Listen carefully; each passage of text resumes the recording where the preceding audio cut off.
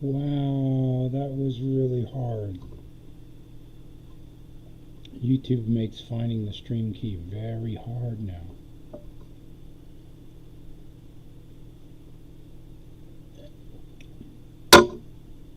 So, I'm just testing out my mic and my camera, and I'm doing all this Photoshop work here at the same time, so we'll see how that works. I'm just going to do a little bit of work here. I don't need to be that close to the camera. Yeah, that's bad. Okay, okie dokie. So, the work that I'm doing is essentially restoring this old 16mm film. Don't really know what's on it. It's very tedious work. This type of stuff takes hours, days, weeks, months. Super tedious, one image at a time. It's the only way to scan this film, which is completely damaged. You can't run it through a projector, so this is what we have to do. Scan it one image at a time. And so I have to cut them out and basically make an animation out of it. So I'm just testing my stream right now. Nothing really crazy. To show you what kind of work I typically do for some of my special clients.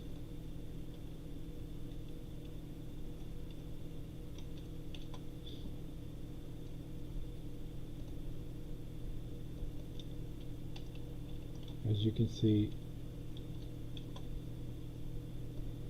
it's a little bit tedious.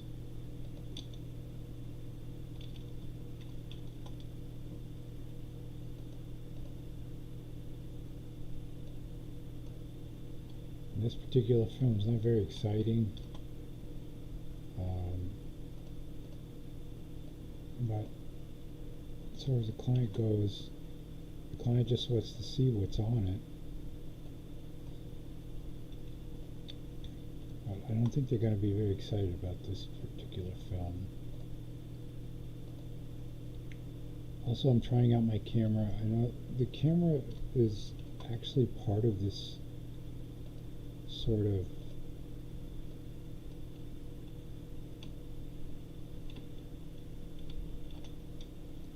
this USB camera that the microphone is part of this USB camera that I'm using. But I don't think the microphone is very good quality. I mean, the camera's alright for what it is, but it's got a built-in microphone, which I didn't know. Oh, great.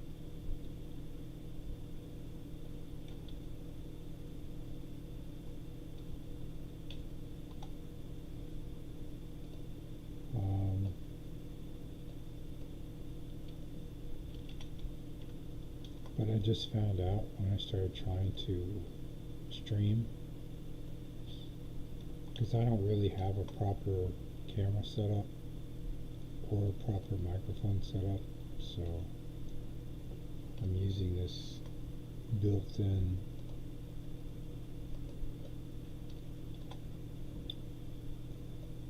microphone on this USB camera. I bought the USB camera essentially for taking desktop, not desktop, I would say tabletop pictures for stop motion animation. I haven't used it that much for that at this point. I've actually used it more for streaming, and you know, that's what I'm using right now.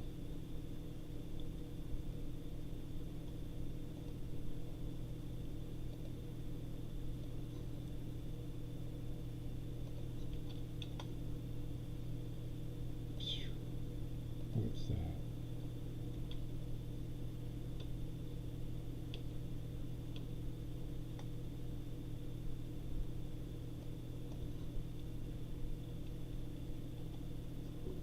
It's so repetitive, sometimes it's just weird what happens is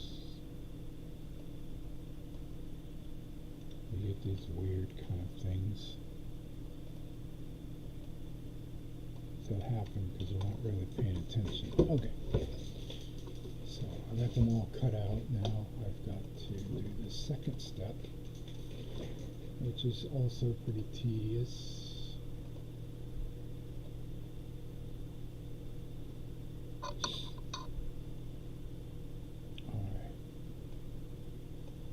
Which is to place them all at the same spot.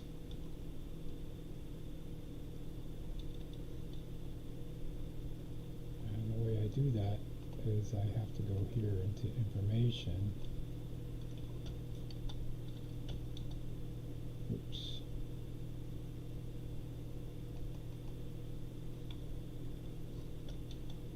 Yes, this is not for the weak at heart, this type of work.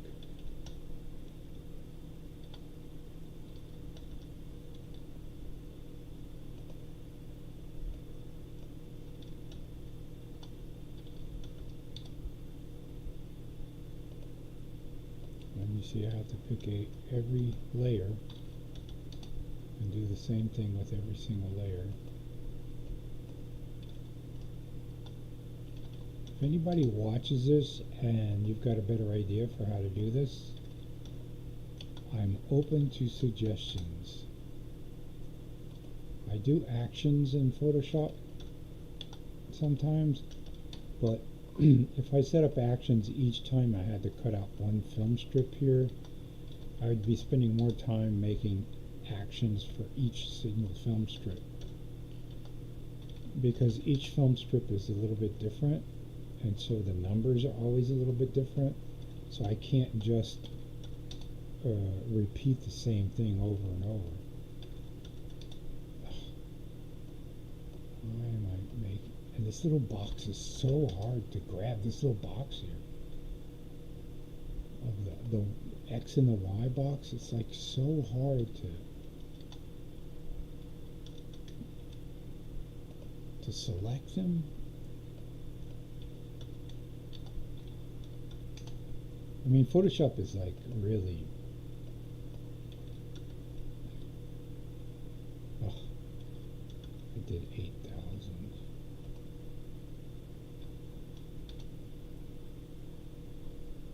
I don't know. Photoshop is like... leaves a lot to be desired.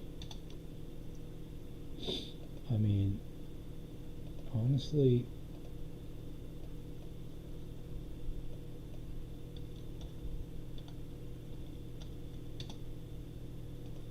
They've gotten away with this. Everybody's been trained on this software now. But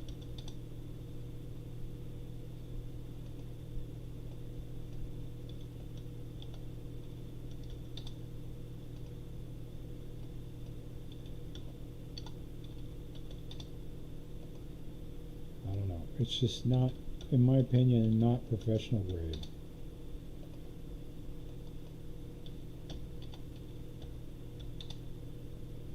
Very buggy. They keep doing useless upgrades which do nothing except for move menu items around, which is super annoying.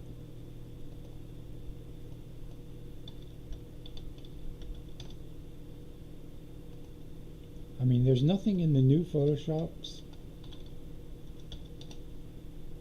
honestly, that I use, except for maybe this timeline option here that I'll show you in a minute. Well, I stand corrected. I also use the 3D option sometimes, but really in a basic manner.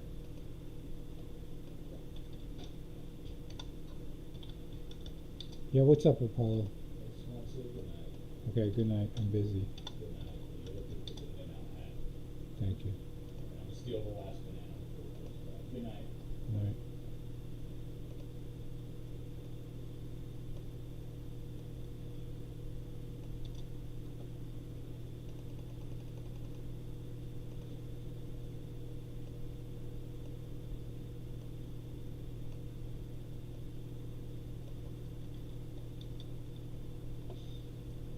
All right.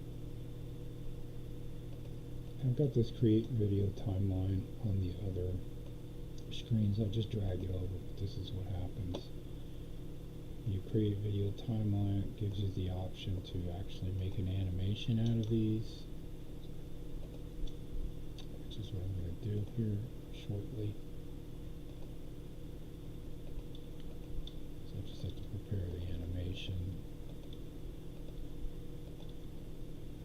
And again, if anybody's an expert at this and they know a better way to do this, please let me know, because this is so tedious. This I could maybe automate.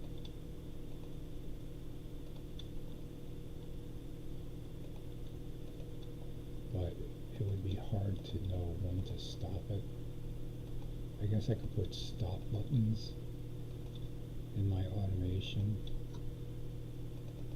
and just babysit it, watch it, and hit the button whenever it got to the end. Because the thing with automation is it'll just keep going and keep doing the same thing over and over and over, unless you stop it. Or, I mean, I guess you don't have to build in a loop, but typically, you know, if you're doing repetitive tasks, you're just going to build in a loop. So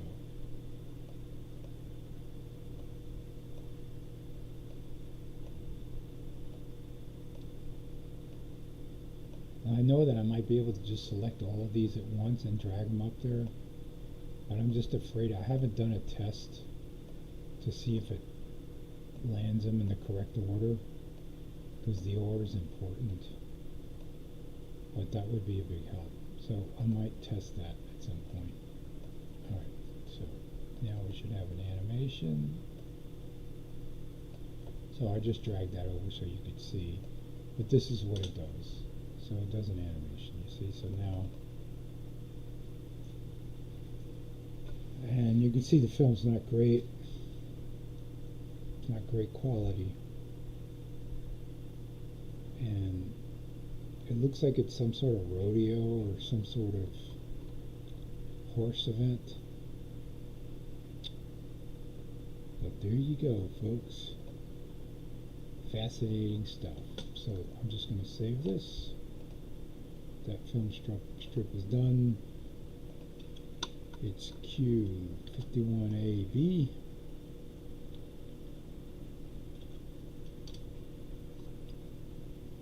And I'm going to stop this, and I'm going to go ahead and stop the stream, because I just wanted to test this. So, see you guys later.